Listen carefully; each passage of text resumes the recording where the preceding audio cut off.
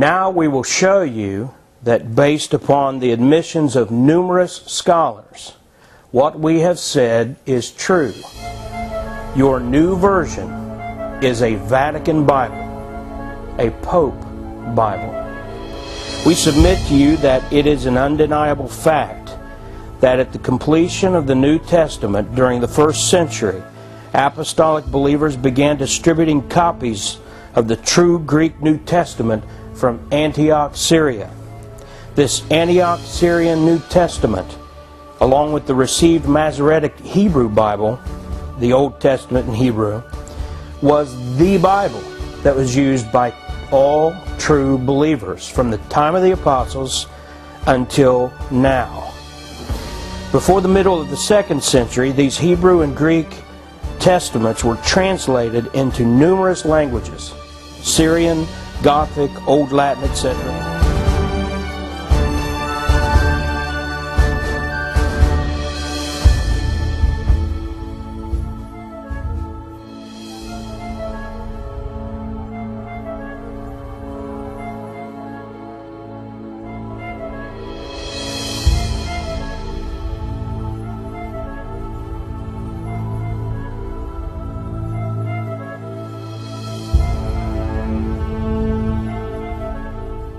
And from this point until the year 1881, all Bibles used by evangelical Christians came from this Antioch Syrian source and became known as the Textus Receptus.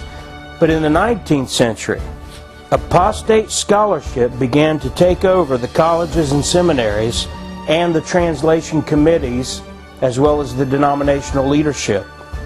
These apostate academics sought to overthrow the apostolic Bible from Antioch, Syria, and replace it with the Pope's Vaticanus manuscript. This transition culminated with the Westcott Hort Greek New Testament, which adopted the Pope's Vatican Bible as its base. We will now show you that modern scholars admit that the Westcott Hort text is nothing more than an edited version of the Vaticanus manuscript. We will now demonstrate that the new versions come from the Nestle-Aland text, with newer versions coming from the United Bible Society's Greek New Testament, and that these are simply edited versions of Westcott and Hort, who in turn are simply edited versions of the Vaticanus text. A man named Clayton Harrop, in his book History of the New Testament in Plain Language, on page 48, he says, quote, "The edition of Westcott and Hort has served as the basis for most of the work on the Greek New Testament during the past century." So when we talk about Vaticanus, we talk about Westcott and Hort, we talk about Nestle-Aland, we talk about the United Bible Society's text, which all new versions come from, then you are talking about nothing more than either the Vatican Bible or an edited version of the Vatican Bible. When you hold a new version in your hand, you hold the Pope's Bible. Quote, "The Westcott and Hort text, which was the basis for the revised version of the English Bible, also used the copy text method, using the Codex Vaticanus as the base manuscript," end quote. Now, I'm not a big fan of Wikipedia, but that is a neutral source, definitely pro-Roman Catholic, and definitely not pro-King James Version, and they are admitting that the revised version and the text put out by Westcott and Hort is a Pope Vaticanus-based text. Here is Bart Ehrman in his book, The Text of the New Testament in Contemporary Research, page 4. He says, quote, "The great uncial manuscripts, Sinaiticus and Vaticanus, which had dominated the critical editions of Tischendorf in 1869 and Westcott and Hort, 1881. We have another admission that Westcott and Hort is just Vaticanus with edits. Daniel L. Brake, in his book, A Visual History of the English Bible, pages 247 to 248, published by Baker Bookhouse, He says, quote, "The primary family, according to Westcott and Hort, was the neutral text represented best by Codex Vaticanus." So first of all, we have established that the Westcott-Hort text is Vaticanus with edits. Philip Comfort, in his book Encountering the Manuscripts, page 100, quote, "The text produced by Westcott and Hort. Of course, I think they gave too much weight to Codex Vaticanus alone, and this needs to be tempered. This criticism aside, the Westcott and Hort text is extremely reliable," end quote. So here's Philip Comfort criticizing Westcott and Hort for the fact that Westcott and Hort basically used Codex Vaticanus for their text. And even though he says they should temper that use, he still says it's very reliable. In a book titled The Text of the New Testament, Kurt Allen, whose last name is attached to the Nesso-Allen text, Kurt Allen and Barbara Allen, in the Text of the New Testament, page 14, regarding Westcott and Hort, they say, quote, "Codex Vaticanus was their touchstone.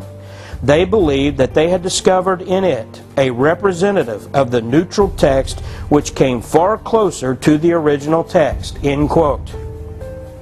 And one last quote from Jack Moorman. Now this is a pro-King James Textus Receptus man, but he sums it up again in his book Forever Settled, page 273, quote, "The New Greek Testament upon which Westcott and Hort had been working for 20 years was portion by portion secretly committed into the hands of the revision committee, and this Greek text in the main follows the Vatican and Sinaiticus manuscripts.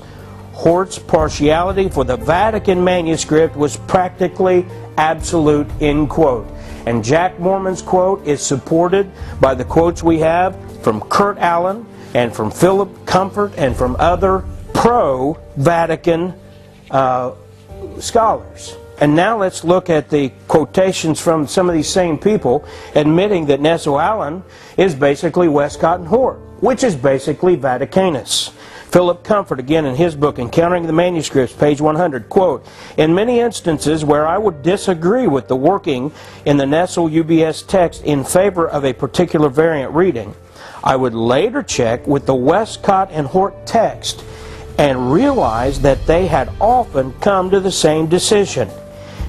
Again, another quote, "It is remarkable how often they have affirmed the decisions of Westcott and Hort," end quote, which means it is remarkable how often they've stuck with the Vaticanus manuscript in the Nesso-Allen and United Bible Society's text.